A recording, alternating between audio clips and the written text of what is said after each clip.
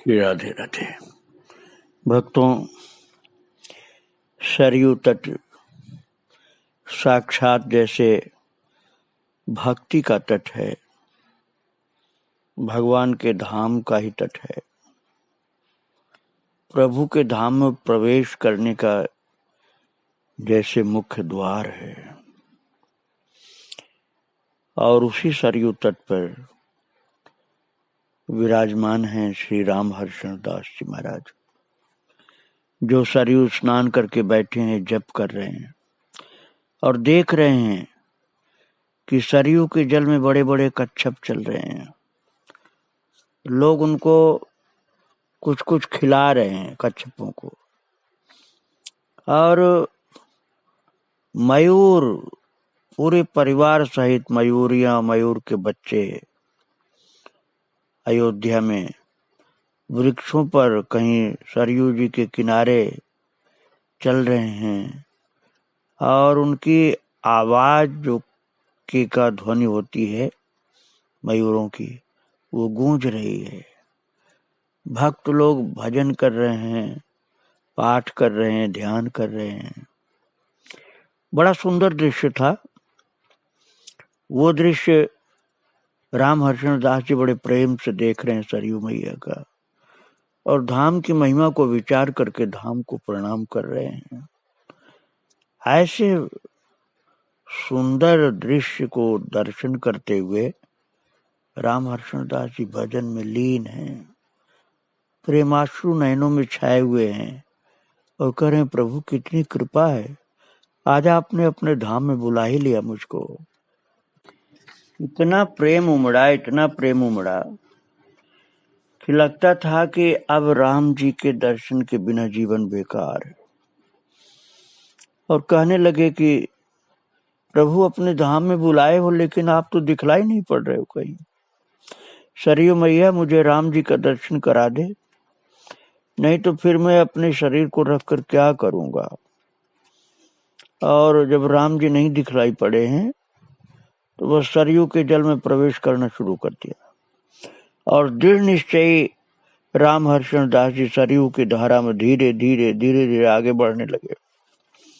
किंतु आश्चर्य की, जितना भी आगे बढ़ते गए, जल जो था वो कमर से ऊपर गया ही नहीं। और धारा में एक स्थान में ठहर करके फिर हाथ जोड़ करके प्रार्थना करने लगे। सूर्य भगवान को जल चढ़ाया, स्नान तो पहले ही कर चुके थे। और उसके बाद सोचने लगे, राम जी के दर्शन के बिना ये तन रख के क्या करूंगा। और आगे बढ़ने लगे। तब तक एक बार घूम के पीछे देखा तो देखा अद्भुत सुंदरता वाला एक किशोर खड़ा है और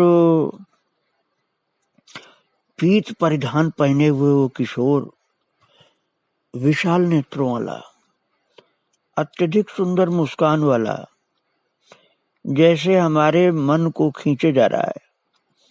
आगे बढ़ना रुक गए और उनको लगा कि अवश्य मेरे हृदय रमण भगवान श्री राम है। और वो घूम पड़े, जिस तट पर से अंदर जल में गए थे उसी तट की ओर घूम पड़े हैं और बिल्कुल निकट ही आ गए। फिर मन में आया, कहीं राम जी न होकर कोई सामान्य बालक तो नहीं है, रामलीला वाला कोई। मन में आया कि पता नहीं राम जी ही हों। दौड़ के चरण पकड़ लूं क्या और अपने मन का ताप सब अपने नेत्रों से निकाल दूं आंसुओं के रूप में। नेत्र लग गए उस सुंदर बालक की ओर। फिर मन ने मान लिया कि ये लीला स्वरूप है, ये रामलीला के स्वरूप है, ये तो हमसे बात भी नहीं कर रहे हैं, ये सर्वज्ञ नहीं है क्या, नहीं तो अब तक मेरे ऊपर कृपा करके हाथ फैला दिए होते। और जो जल समाधि लेने जा रहे थे उनकी रक्षा करने के लिए जैसे लीला स्वरूप को भगवान ने भेज दिया था। अब वो संकल्प मन से हट गया कि हमको सरयू जी के जल में जल समाधि लेना, वो बात मन से हट गई भक्तों। वो बालक जो लीला के स्वरूप का था, सुंदर राम जी जैसा दिख रहा था, उसको देखते रहे और वो तो चले गए, लेकिन उनकी सुंदरता इनकी आंखों में भी घूम रही थी।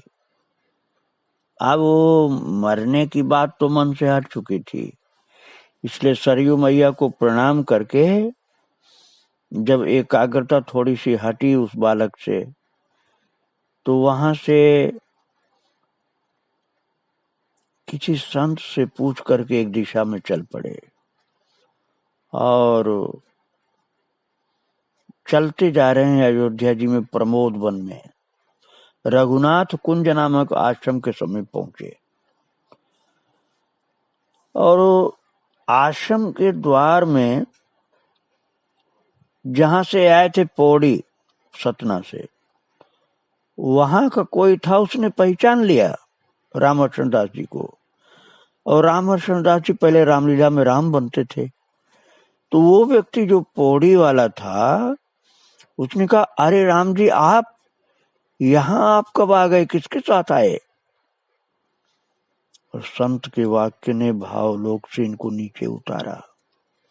ये तो अभी तक भावलोक में ही थे, और वो संत थे जिन्होंने कहा था, अरे राम जी आप यहाँ कब कैसे आए? लेकिन पौड़ी के रामलीला में इनको देखा था कभी। और वो संत जी इनको ले गए मंदिर में, महंत जी से परिचय हुआ। महंत जी ने अब जाना कि ये महात्मा कौशल किशोरदास जी के राम जी के स्वरूप हैं। कौशल किशोरदास जी जो रामलीला संचालन करते हैं, उनके राम जी के स्वरूप हैं। तो बड़ी आत्मीयता पूर्वक बिठाला और मगज के 2 लड्डू ला करके महंत जी ने हाथ में दिया और कहा, हाथ जोड़ करके आप इसको ग्रहण करिए। 3 दिन के भूखे प्यासे थे महाराज, शिथिल अंग और भूख अब भी न लगे तो कब लगेगी।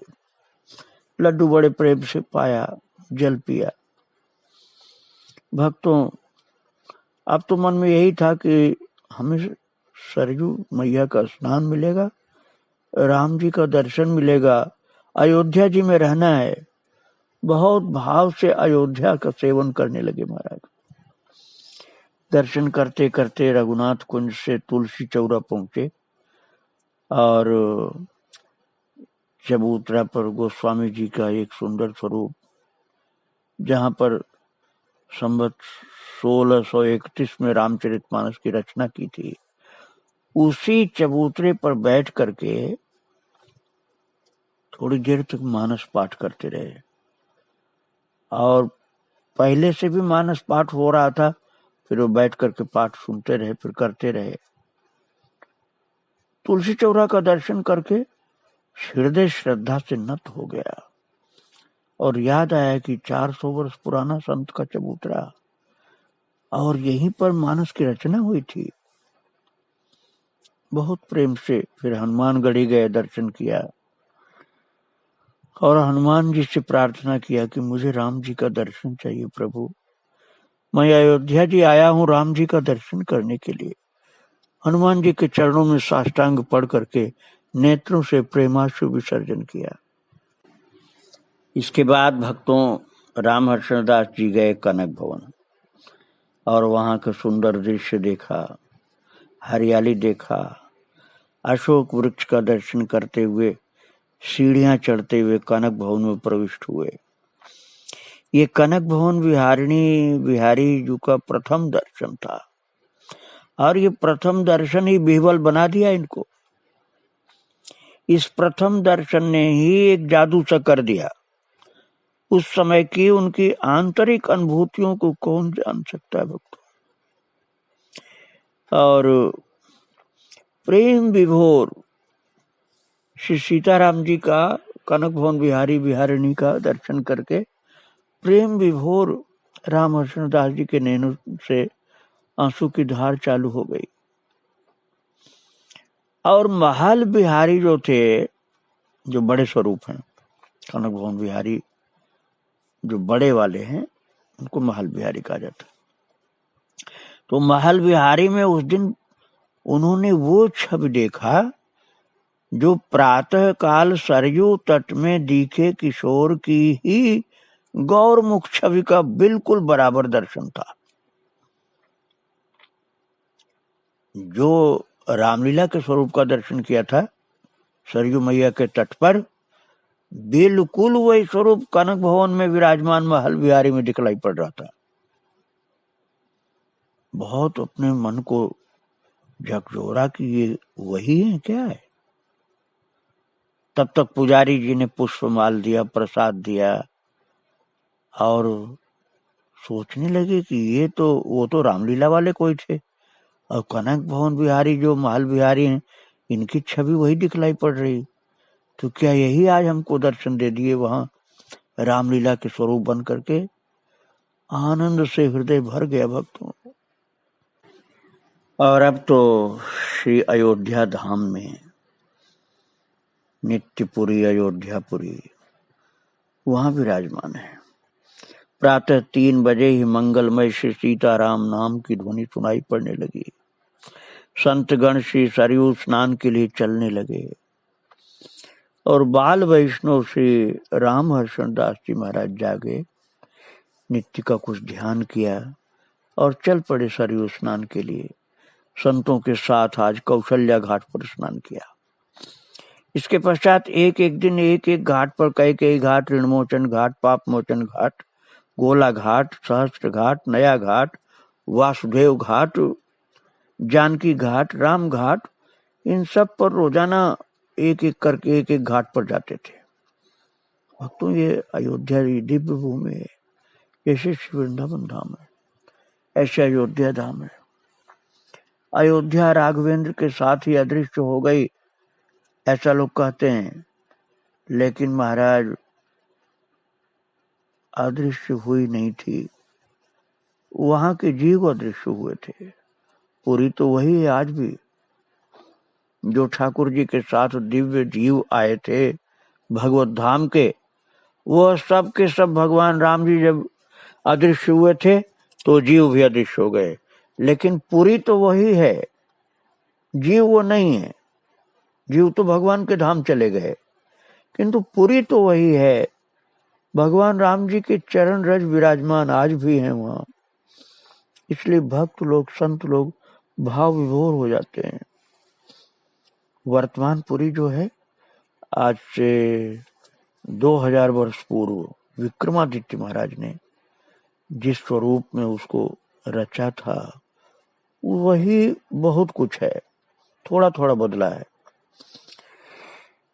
आविष्कार जो खोज किया था, संतों ने किया था, महान भक्त विक्रमादित्य ने किया था। और इसलिए विक्रम संवत बहुत भाव के साथ भक्त लोग, संत लोग मनाते हैं, क्योंकि उनके जैसा धर्मात्मा राजा कलयुग में नहीं हुआ। परीक्षित के बाद, राजा परीक्षित के बाद विक्रमादित्य ही ऐसे राजा हुए जो भगवान के बड़े उच्च कोट के भक्त थे।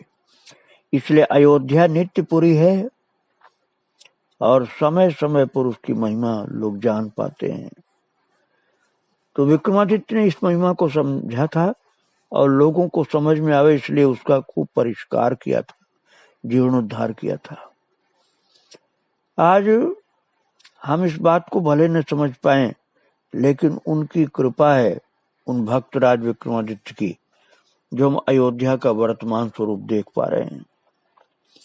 ऐसी अयोध्यापुरी में रामहर्षण दास जी महाराज आनंद से रहने लगे। मणि पर्वत का दर्शन किया। फिर बालक रामहर्षण दास जी संतों, रसिक संतों का संपर्क प्राप्त करने के लिए घूमने लगे। झूला की लीला का दर्शन किया और जो जो दर्शन किया था वही नेत्रों में बस गया था। स्वप्न में भी सब वही अयोध्या जी के दृश्यों को देखा और झूला के दृश्यों को देखा। स्वप्न में भी खूब राम जी का दर्शन होता रहा। प्रातः काल जगे और सरयू स्नान के लिए चल पड़े। गोला घाट के आश्रम पर महाराज जी को अच्छा लगता था। वहां सबसे पीछे दर वाले कोने में अधिकतर बैठते थे, भजन में लगे रहते थे, संतों को दर्शन करते थे, संतों का प्रणाम करते थे, दंडवत करते थे, लेकिन मन में डरते थे कि मुझसे कोई अपराध न हो जाए। और झूला दर्शन में बहुत आनंद आता था, बहुत प्रेम से झूला दर्शन करते रहते थे। और अब तो भगवान श्री सीताराम जी के ही प्रेम भरे वह अतिथि थे ना, तो भगवान ही संभाल कर रहे थे। कोई जान पहचान तो अयोध्या में नहीं थी। हाँ, प्रारंभ में पहुंचने पर एक संत मिल गए थे जिन्होंने अयोध्या जी में उनको भोजन आदि की व्यवस्था उस समय की थी। भक्तों, आप चाहे वृंदावन में रहें और चाहे अयोध्या जी में रहें, ठाकुर जी आपको संभालते हैं, बहुत प्रेम से संभालते हैं। लेकिन संत तो अपने प्रेम के कारण थोड़ा हठीले होते हैं ना। जैसे आपने सुना है कि नागा बाबा वाली वो कथा, जो झाड़ी में नागा बाबा की जटा फंस गई थी, बरसाना के पास में है नागा बाबा की झाड़ी। ऐसे ही थोड़ा सा भगवान के प्रेम के कारण थोड़ा सा अड़े रहते थे कि हमारे ऊपर कृपा क्यों नहीं कर रहे हो, स्वप्न में दर्शन देते हो, झांकी झूला की बहुत दिखलाते हो, किंतु प्रत्यक्ष कृपा नहीं करते हो प्रत्यक्ष प्रकट हो करके। इसी भाव से जा जा करके झूला तो खूब देखते थे, नाम जप करते थे, मंत्र जप करते थे, लेकिन यही सोचते रहते थे मुझे प्रभु प्रत्यक्ष कब मिलेंगे। और झूला का दर्शन कर रहे हैं, भगवान झूला में झूल रहे हैं, तब तक झूलन बिहारी जो थे उन्होंने सबसे पीछे बैठे बालक संत ये रामकृष्ण दास जी थे। तो झूला का दर्शन करने वाले जो लोग थे उनमें सबसे पीछे बैठे थे। तो झूलन बिहारी भगवान श्री सीताराम जी, तो उसमें से राम जी ने सबसे पीछे बैठे बालक संत को बुलाने का स्पष्ट संकेत किया। और यही सोच रहे थे कि हमारे यदि राम जी हैं तो हमको बुलाते क्यों नहीं। तब तक सबसे पीछे बैठे बालक संत को बुलाने का संकेत किया प्रभु ने, और संतों की दृष्टि जो थी सबकी पीछे घूमी कि किसको बुला रहे हैं। और सब लोग संत लोग कहने लगे, अरे उठो भैया, राम जी आपको बुला रहे हैं। ए सबसे पीछे बैठे हुए भैया, और रामकृष्ण दास को संत लोग कह रहे थे आपको राम जी बुला रहे हैं।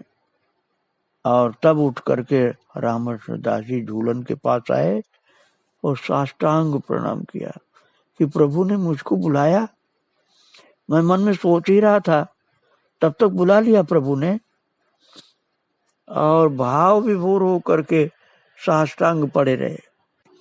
और तब तक बड़ी प्यारी मीठी वाणी में झूला झूलते हुए सरकार भगवान श्री राम जी ने पूछा रामकृष्ण दास जी की, आप कहाँ रहते हो। तो थोड़ा व्यंग और विनोद भरा उत्तर दिया रामकृष्ण दास जी ने कि बिना जाने पहचाने ही बुला लिए हैं क्या। कोई किसी को कुछ जान पहचान होने पर ही तो पास में बुलाता है। आपने बुलाया है तो आप तो जानते होंगे सब। और इसके बाद झूला झुलाने लगे। रामकृष्ण दास जी भगवान श्री राम जी को झूला झुलाने लगे। जो झूलन सरकार विराजमान थे उनको, और अपना व्यावहारिक परिचय दिया। और इस प्रकार से अवधवास करते हुए कालक्षेप होता रहा। और उस प्रथम प्रवास की उल्लेखनीय घटना ये थी कि परम सिद्ध संत श्री स्वामी राम वल्लभाशरण जी महाराज का दर्शन हुआ। राम वल्लभाशरण नाम के दो संत एक ही समय थे।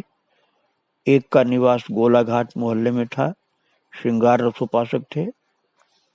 और दूसरे थे जानकी घाट में रहने वाले परम विद्वान श्री हनुमत कृपा प्राप्त पंडित श्री राम वल्लभाचरण जी महाराज। तो अंतर करने के लिए संतगण पंडित जी कहते थे और दूसरे संत को स्वामी राम वल्लभाचरण जी कहते थे, जिससे लोग समझ सके कि किसको कहा जा रहा है। तो एक दिन उनके दर्शन के लिए गए, सत्संग चल रहा था, साष्टांग दंडवत करके महाराज जी रामेश्वर दास जी एक किनारे बैठ गए। और उस दिन श्री पंडित जी महाराज की जो सत्संग की वार्ता थी उसमें अवध महिमा सुना रहे थे। श्री महाराज जी ने बताया कि राम जी महाराज उभय विभूति के स्वामी हैं। उभय विभूति अर्थात एक पाद विभूति और त्रिपाद विभूति, वेदांत की बात है भक्तों में। तो साकेत धाम की समस्त विभूति, त्रिपाद विभूति, एक पाद विभूति, ये सब उन्हीं के अंतर्गत आता है। इस तरह से भगवान की महिमा का गान वो कर रहे थे। और वो सुन करके, जैसे वेद में वर्णित है, अथर्ववेद में, अष्टचक्रा नवद्वारा देवानाम पूर्वयोध्या, तो ऐसी महिमा का गान कर रहे थे महाराज जी। और वो सुन करके बहुत आनंद विभोर हो रहे थे रामेश्वर दास जी महाराज। ये तो आनंद विभोर हो रहे हैं अयोध्या जी का दृश्य देख देख कर, सत्संग प्राप्त करके, और उधर इनकी जन्मभूमि पर इनकी माता रो रही थी, बहुत रो रही थी। तो जो वहां संत थे, महाराज जी ने कहा, अरे पगलिया क्यों रो रही, आंख क्यों फोड़ रही अपना? अरे तेरा बेटा तो राम भक्त है, वो जहां भी होगा सुखी होगा, उसके लिए इतना रोने चिल्लाने की कोई जरूरत नहीं। राम जी अपने शरणागतों की स्वयं संभाल करते हैं। मैं कहता हूं कि तेरा पुत्र जहां कहीं भी होगा, मैं उसको खोज कर लाऊंगा, चिंता मत कर तू। महाराज जी ने वचन दे दिया, आश्वासन दे दिया कि मैं खोज करके लाऊंगा तेरे बेटे को। और तब माता को थोड़ा धीरज हुआ और महाराज जी खोजने के लिए चल पड़े। और अयोध्या पहुंच करके खोज ही लिया, रामेश्वर दास जी महाराज को खोज लिया इन संत ने। और जब ले करके आए वापस पौड़ी अपने इनके गांव, और माता को प्रणाम किया रामेश्वर दास जी ने, तो माता जैसे अश्रु प्रवाह का बाढ़, उनका बांध टूट गया हो, ऐसे रोने लगी। हिचकियां लेती हुई पुत्र को छाती से लगाया। और महाराज वो तो बाल बैरागी थे, माता को तो प्रणाम कर लिया, लेकिन मन तो उनका भगवान में लगा हुआ था। वहां ये वात्सल्य प्रवाह तो बहुत भारी था माता का, लेकिन वो उसमें डूबने से बच गए। अर्थात उनको भगवान से मन हट नहीं पाया और माता में नहीं मन लगा, और उन्होंने माँ की बात को मान करके थोड़ा दिन वहां विश्राम किया है।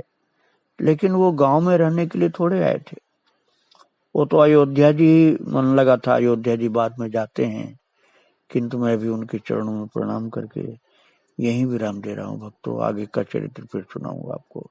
श्री राधे राधे, जय श्री राधे राधे।